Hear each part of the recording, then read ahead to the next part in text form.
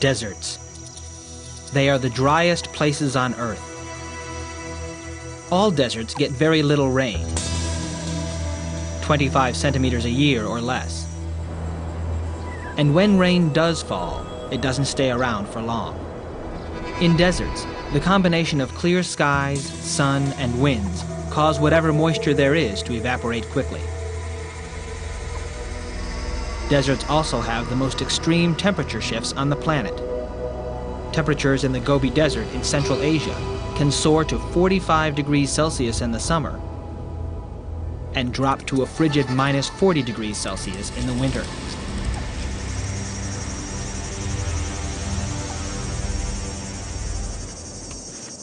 Yet hundreds of species of plants and animals live in deserts. They have adaptations that allow them to survive the harsh conditions of this biome. For instance, some desert plants can lie dormant for hundreds of years until rain finally falls and they sprout. And in southern Africa, the meerkats of the Kalahari Desert can live for years without ever taking a drink of water. They have the ability to get moisture in other ways. It's one of the many adaptations meerkats have that allow them not only to survive, but to thrive in a very inhospitable environment.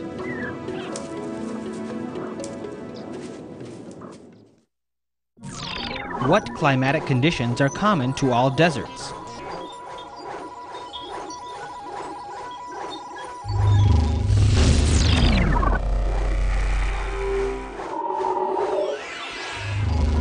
As you watch the following segment, think about the adaptations and behaviors that help meerkats survive in a desert.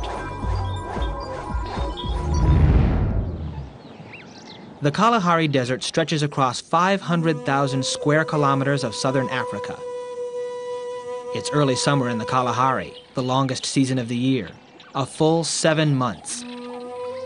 The land is dry, but not as dry as it will be by midsummer, just before the annual rains come.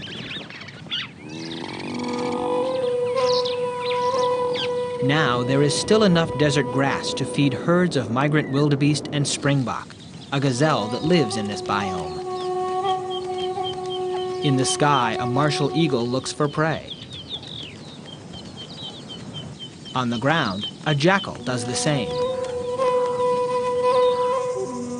And a family of meerkats digs. Meerkats spend much of their lives digging. Some are searching for food, grubs, termites, and other insects that are a basic part of the meerkat diet.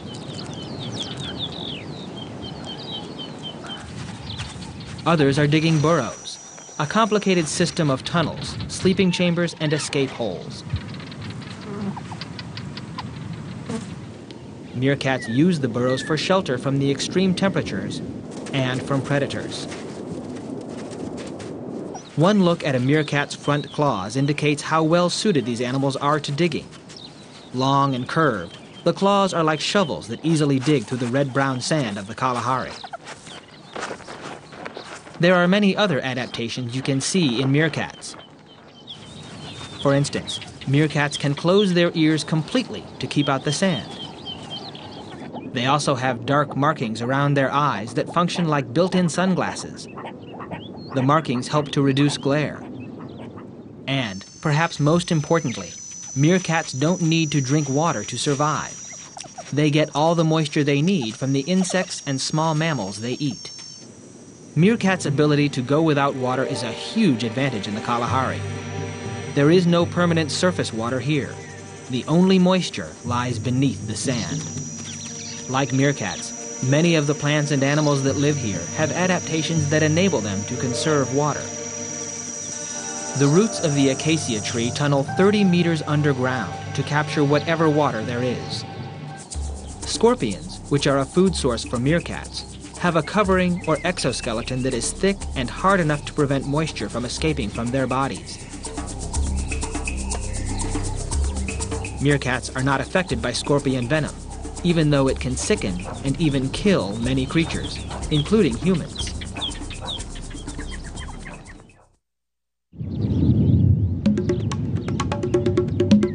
It is now late summer, and the annual rains are overdue. The rainy season in the Kalahari is relatively brief, but it's the time when the majority of the desert's precipitation falls, up to 20 centimeters. Today, though, the skies bring not relief, but trouble.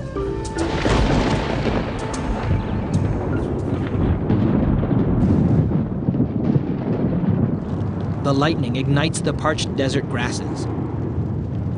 The meerkat territory goes up in flames. They will have to relocate to a distant burrow system. With no rain, life gets harder for all desert dwellers.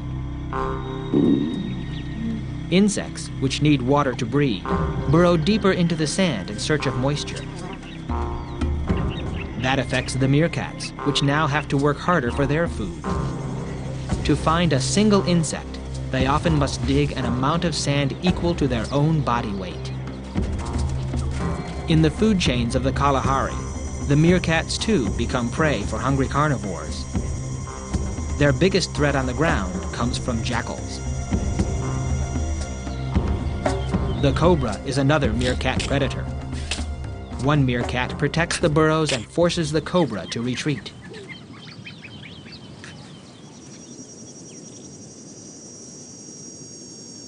With no rain and scarce food, the meerkats are exhausted.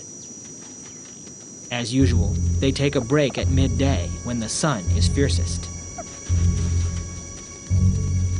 In the summer, air temperatures in the Kalahari can reach 49 degrees Celsius. The sand is even hotter, reaching temperatures as high as 70 degrees Celsius. Some of the meerkats move into shade. Others go into the burrows to rest. It is now nearly winter. The rains still haven't come.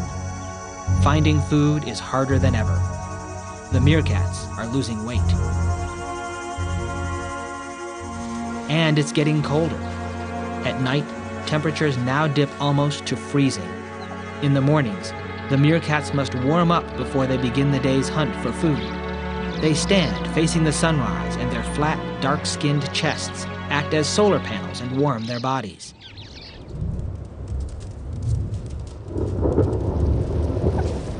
Finally, the rain arrives in torrents.